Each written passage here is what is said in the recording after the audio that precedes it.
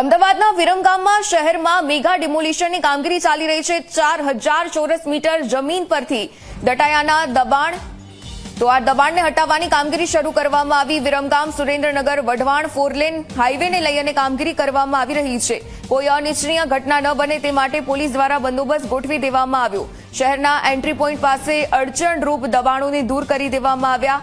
હાઈવેના ટેલ point પર 2 થી 3 મસ્જિદોને પણ ધ્વસ્ત કરવામાં આવી। હાઈવે પર 1200 ચોરસ મીટર ખાનગી જમીનને સંપાદિત કરવામાં આવી તો ખાનગી જમીન સંપાદિત પેટે રૂપિયા 62 લાખનું વળતર ચૂકવવામાં આવ્યું।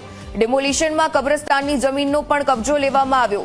આશરે 2300 ચોરસ મીટર જમીનનો તંત્ર દ્વારા કબજો લેવામાં આવ્યો છે।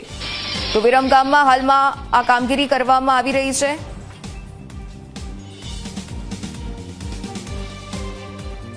1.5 થી 2 વર્ષમાં વિરમગામની કાયા તો પલટ થશે તે પહેલા આ મહત્વની કામગીરી હાલમાં કરવામાં આવી છે। ડિમોલિશનની કામગીરી કરવામાં આવી। 4 લેન રસ્તો બનશે તેના કારણે પરિવહનના તમામ સાધનો આસાનીથી એક ગામથી બીજા ગામ તરફ જઈ શકશે અને આ 4 લેન રસ્તો એમના માટે મદદરૂપ સાબિત થઈ શકશે।